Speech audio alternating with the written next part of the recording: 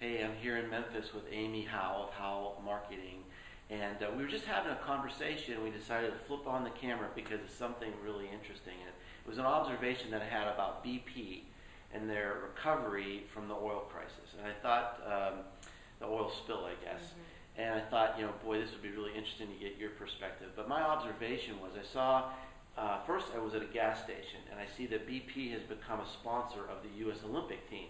I thought that was kind of cool. Then I saw these ads on TV, and they had all these beautiful images of children fishing in the Gulf Coast and people having music and eating and playing on the beach. I thought, oh, this is great. These are ads about our Gulf Coast, and they're inviting people to come down. And then at the end of the ad, it said, sponsored by BP. And that just pissed me off. And I thought, it's almost like they should have a tagline that says, sponsored by BP because we screwed up so bad. And I thought, have they learned nothing? Why can't they just do good and just pay for these ads like they should?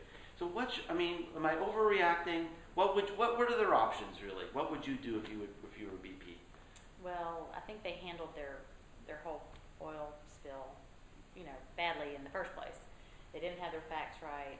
The CEO was quoted saying he wanted his life back. I mean, it was just a devastating blow to the Gulf Coast to have that much oil just rolling into the water and the environment. And I lived in Texas, and then I grew up. After Texas, I moved to Mobile, Alabama, which is right down there. So that Gulf Shores area was in Fort Morgan, and Mobile Bay was our stomping ground. So it was personal to me.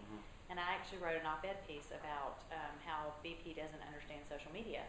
Because their lawyers, their legal team at the time, was obviously advising them on what they could and couldn't say. And I think there was a gag order issued. So from the beginning, the thing was wrought with lessons of how not to do PR.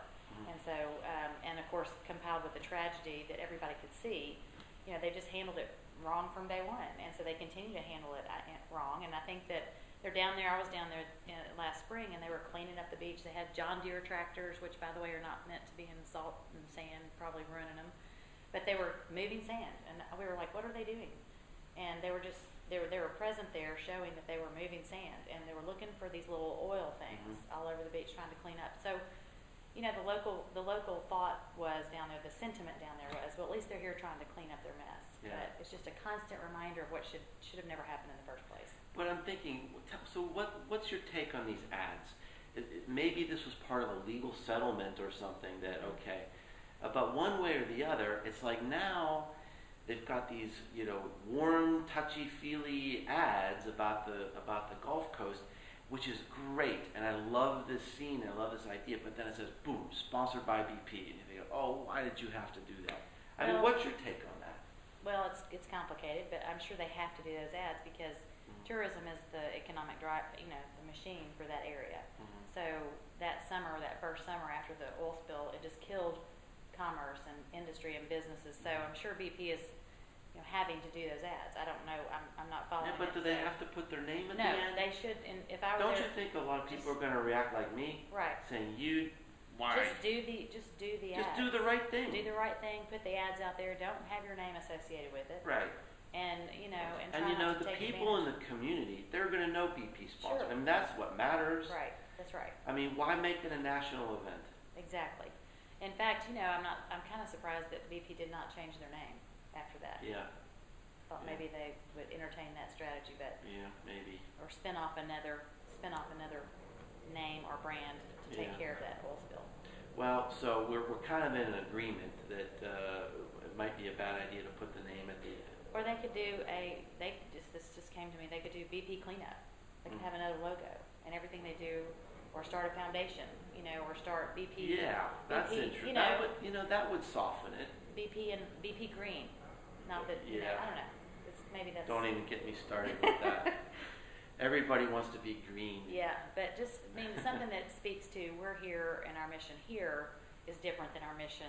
Our mission here is to help a community. That would be an interesting way to handle it. Is say, oh, hello, that's okay. We're live. But thanks a lot. That's very, very interesting. And thank you, Mark. okay. Anyway, that was just on our minds, and So Amy, you're here in Memphis. How can people find you on the web? At How Marketing on Twitter or how-marketing.com on the web. Okay, thanks. Thank you, Mark.